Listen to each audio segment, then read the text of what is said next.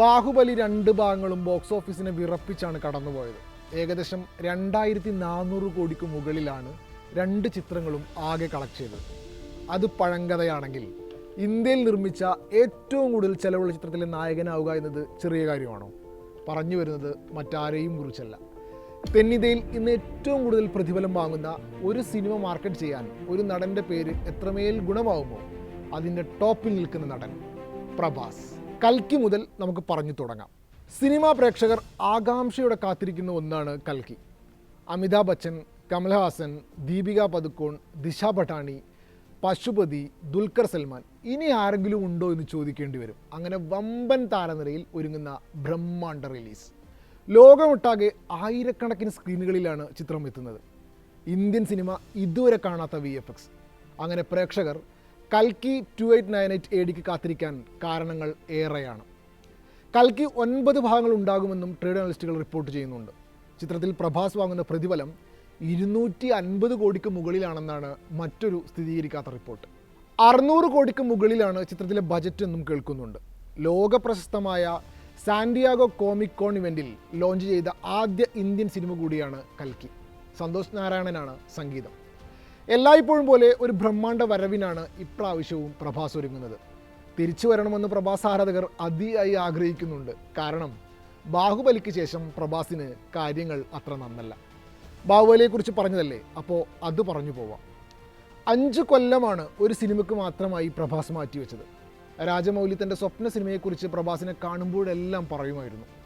Visual കൊണ്ട് അത്ഭുതം തീർക്കാൻ ഒരു ചരിത്ര സിനിമ എന്നതായിരുന്നു രാജമൗലിയുടെ മനസ്സിലുണ്ടായിരുന്ന കാര്യം. പ്രഭാസ് ചെയ്യാമെന്ന് സമ്മതിച്ചതോടെ സബ്ജക്റ്റ് ചർച്ചയ്ക്ക് വന്നു. 6 തിരക്കഥകളാണ് ഇരുവരും ഡിസ്കസ് ചെയ്തത്. 7ാമത്തേതാണ് ബാഹുബലി. സ്ക്രീൻ പ്ലേ വായിക്കുമ്പോൾ തന്നെ ശരിക്കും ഒരു സിനിമ കാണുന്ന ഫീൽ ഉണ്ടായിരുന്നു പ്രഭാസിന്. സിനിമ മുഴുവനായും രാജമൗലിയുടെ ഉള്ളിലുണ്ടായിരുന്നു എന്നതാണ് സത്യം.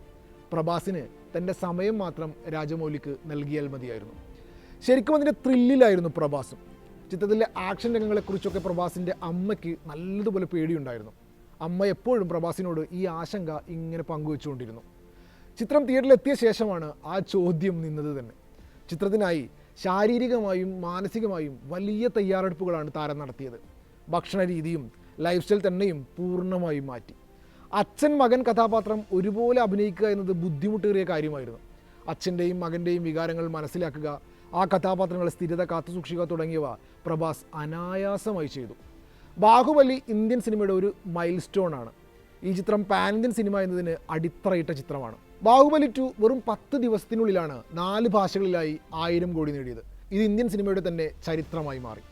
തെലുങ്ക് ചലച്ചിത്ര നിർമ്മാതാവായിരുന്ന U സൂര്യനാരായണ രാജുവിൻ്റെയും ശിവകുമാരിയുടെയും 3 മക്കളിൽ ഇളയവനായി 1979 ഒക്ടോബർ 23 മദ്രാസിലാണ് ഉപ്പളപതി വെങ്കിട്ട സത്യനാരായണ പ്രഭാസ് രാജു എന്ന പ്രഭാസിൻ്റെ ജനനം.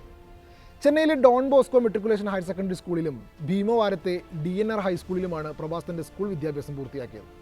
ഹൈദരാബാദിലെ ശ്രീ ചൈതന്യ കോളേജിൽ നിന്ന് BTech ബിരുദവും താരം നേടിയിട്ടുണ്ട്. അച്ഛൻ തെലുങ്കിലെ അറിയപ്പെടുന്ന പ്രൊഡ്യൂസറാണ്, അമ്മ അവൻ നടനാണ്. എന്നിട്ടും പ്രഭാസിന് സിനിമാ നടനാവണമെന്ന ആഗ്രഹം തെല്ലുപോലും ഉണ്ടായിരുന്നില്ല.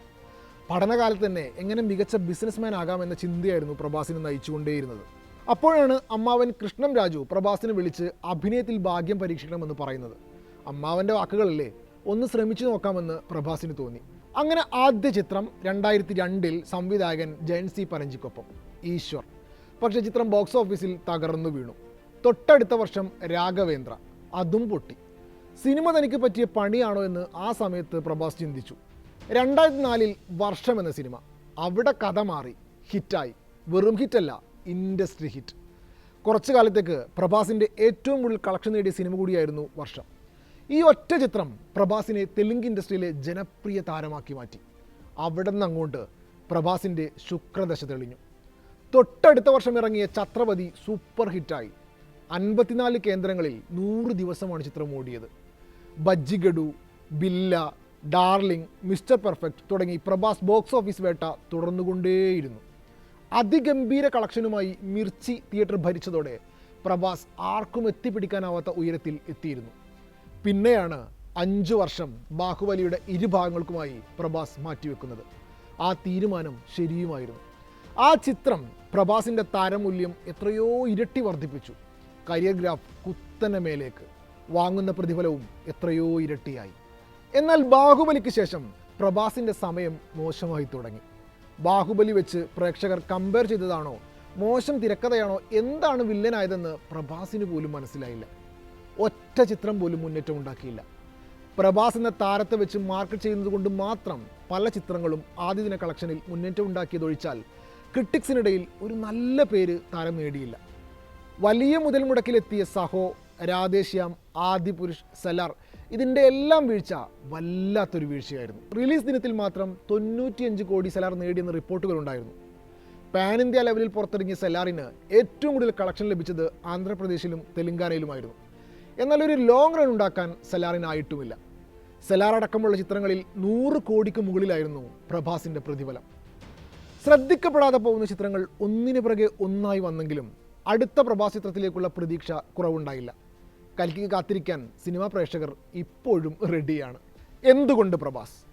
ആദ്യ 2 ചിത്രങ്ങളുടെ പരാജയത്തിന് ശേഷം ബോക്സ് ഓഫീസ് ഭരിച്ച ചിത്രങ്ങളുമായി ടോളിവുഡിൽ ഒരു സിംഹാസനം വളരെ പെട്ടെന്ന് പണിതതാണ് പ്രഭാസിന് നേട്ടമായത്. തുടരെ ഹിറ്റടിക്കാനും ആ കാലയളവിൽ പ്രഭാസിനായിട്ടുണ്ട്. ഒരു ആക്ഷൻ നായകന് വേണ്ട താരശരീരമുള്ളതും ഏറെ ഗുണം ചെയ്തു. ഇത് തന്നെയാണ് ബാഹുബലിക്കായി രാജമൗലി പ്രഭാസിനെ കാത്തുനിന്നത്. പ്രഭാസ് അഭിനയിച്ചു തുടങ്ങുന്ന കാലയളവിൽ ചിരഞ്ജീവി, നാഗാർജുന, വെങ്കടേഷ് ദഗ്ഗുബാട്ടി, രവി തേജ, പവൻ കല്യാൺ തുടങ്ങിയ മുതിർന്ന താരങ്ങളുടെ താരതമ്യേന കുറഞ്ഞ സിനിമകളും ബോക്സ് ഓഫീസിൽ നിരാശ സമ്മാനിച്ചിരുന്നു. വളർന്നു വരുന്ന യുവപ്രതിഭകൾക്ക് ഇത് അവസരം കൂടിയായിരുന്നു.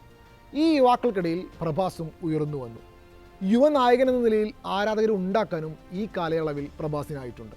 തൻ്റെ മുൻഗാമികൾ ആക്ഷൻ സിനിമകൾ മാത്രം തിരഞ്ഞെടുത്തപ്പോൾ റൊമാൻറ്റിക് ഹീറോ എന്ന തനിക്ക് ഏറ്റവും പറ്റുന്ന സോണിൽ പ്രഭാസ് തിളങ്ങിയതാണ് മറ്റൊരു കാര്യം. അവിടെ അല്ലു അർജുൻ മാത്രമായിരുന്നു പ്രഭാസിന് വെല്ലുവിളി ഉയർത്തിയിരുന്നത്. നോക്കൂ, ബാഹുബലിക്ക് ശേഷവും പ്രഭാസ് തൻ്റെ സേഫ് സോണിലേക്ക് തിരിച്ചു വന്നിരുന്നു. ബാഹുബലി എന്ന ഒറ്റ ചിത്രം ഒരു പാൻ ഇന്ത്യൻ സ്റ്റാർ എന്ന നിലയിൽ പ്രഭാസിനെ വളർത്തി. പിന്നീട് വന്ന പ്രഭാസ് ചിത്രങ്ങളെല്ലാം മുതൽ മുടക്ക് കൊണ്ട് തന്നെ ശ്രദ്ധിക്കപ്പെട്ടു. അതായത് വലിയ ക്യാൻവാസിൽ ഒരുങ്ങുന്ന, അങ്ങനെ മാർക്കറ്റ് ചെയ്യുന്ന ചിത്രങ്ങളിൽ നായകനായി പ്രഭാസ് മാറി. പ്രഭാസിനെ വെച്ച് ചിത്രങ്ങൾ മാർക്കറ്റ് ചെയ്യപ്പെട്ടു. ചിത്രം പരാജയപ്പെടുമ്പോഴും ആദ്യ ദിവസങ്ങളിൽ കളക്ഷൻ റെക്കോർഡുകൾ തിരുത്തി എഴുതി. സ്ക്രീനിന് പുറത്ത് പ്രഭാസ് കാണിക്കുന്ന വിനയവും പെരുമാറ്റവും അദ്ദേഹത്തെ ആരാധകർക്ക് പ്രിയങ്കരനാക്കി മാറ്റുന്നുണ്ട്. ആരാധകർ ഇഷ്ടത്തോടെ ഡാർലിംഗ് എന്ന് വിളിക്കുന്നു. വിവാദങ്ങളിൽ നിന്ന് അകന്നു നിൽക്കുന്നു. അതായത് പ്രഭാസിൻ്റെ ആരാധകരുടെ എണ്ണം പരമ്പരാഗത തെലുങ്ക് സിനിമ കാണുന്ന പ്രേക്ഷകർക്ക് അപ്പുറമാണ്. ബാഹുബലി ഫ്രാഞ്ചൈസിയാണ് ഇതിന് സഹായിക്കുന്നത്. ഹിന്ദി ബെൽറ്റിൽ ഗാൻ ത്രയങ്ങളോടൊപ്പം തന്നെ പ്രഭാസ് അവരുടെ കൂടി താരമാണ്. ബാഹുബലിക്ക് ശേഷം ഇറങ്ങിയ പ്രഭാസ് ചിത്രങ്ങളെല്ലാം നോക്കൂ, ലോകമെമ്പാടുമുള്ള വിപണിയിൽ ഇറക്കാൻ കെൽപ്പുള്ള സാർവത്രിക തീമുകളാണ് എല്ലാം. അതുകൊണ്ട് തന്നെ ഇന്ത്യക്ക് പുറത്തും മാർക്കറ്റുള്ള ചുരുക്കം ചില ഇന്ത്യൻ നടന്മാരിൽ ഒരാളായി പ്രഭാസ് മാറിയിട്ടുണ്ട്. ഇത് തന്നെയാണ് വലിയ ക്യാൻവാസിൽ അത്രയും മുതൽ മുടക്കിൽ സിനിമ ഒരുക്കാനും പ്രഭാസിന് വലിയ പ്രതിഫലം നൽകാനും നിർമ്മാതാക്കൾ തയ്യാറാവുന്നത്. ഒരു സിനിമക്കായി തൻ്റെ ശരീരത്തെ പൂർണ്ണമായും വിട്ടുകൊടുക്കുന്നതിൽ പ്രഭാസിന് ഒരു മടിയുമില്ല. ബാഹുബലിയുടെ ഷൂട്ട് സമയത്ത് പരിക്കേറ്റപ്പോൾ ഡോക്ടർമാർ വിശ്രമം ആവശ്യമാണെന്ന് പറഞ്ഞിട്ടും അത് അവഗണിച്ച് അപകടകരമായ സീനുകളിൽ അപ്പോൾ തന്നെ താരം എത്തിയതിനെക്കുറിച്ച് പലതവണ രാജമൗലി തന്നെ പറഞ്ഞിട്ടുണ്ട്. ഇനി വരാനുള്ള പ്രഭാസ് സിനിമകൾ ഏതൊക്കെയാണെന്ന് ഒന്ന് എളുപ്പത്തിൽ നോക്കാം. സിനിമ തിരഞ്ഞെടുക്കുന്നതിലും അഭിനയിക്കുന്നതിലും പ്രഭാസ് ഇപ്പോൾ പിശുക്ക് കാണിക്കുന്നുണ്ട്. കരിയറിൻ്റെ തുടക്കം മുതൽ അങ്ങനെ തന്നെയാണ്. വർഷം ഒരു ചിത്രം മാത്രം എന്നതാണ് രീതി. മാരുതി സംവിധാനം ചെയ്യുന്ന രാജാസാബ് എന്ന ഹൊറർ കോമഡിയുമായാണ് പ്രഭാസ് ഇനി എത്തുക. മാളവിക മോഹനും നീതി അഗർവാളുമാണ് നായികമാർ. വിഷ്ണു മഞ്ജുവിൻ്റെ കണ്ണപ്പയിലും അതിഥി താരമായി പ്രഭാസ് എത്തുന്നുണ്ട്. സലാർ പാർട്ട് 2 ആണ് താരം അഭിനയിക്കാനിരിക്കുന്ന മറ്റൊരു ചിത്രം. അനിമലിന് ശേഷം സന്ദീപ് റെഡ്ഡി വാങ്കെ സംവിധാനം ചെയ്യുന്ന സ്പിരിറ്റാണ് മറ്റൊരു പ്രഭാസ് ചിത്രം. ബാഹുബലിക്ക് ശേഷം ആരാധകരെ തൃപ്തിപ്പെടുത്താനോ ബോക്സ് ഓഫീസിൽ ചലനങ്ങൾ സൃഷ്ടിക്കാനോ കഴിയുന്ന ഒരു ചിത്രം പ്രഭാസിന് സംഭവിച്ചിട്ടില്ല. ആ പേരുദോഷം മാറുമോ എന്നാണ് ഇനി കണ്ടറിയേണ്ടത്. മറ്റൊരു താരത്തിൻ്റെ വിശേഷങ്ങളുമായി വീണ്ടും കാണാം.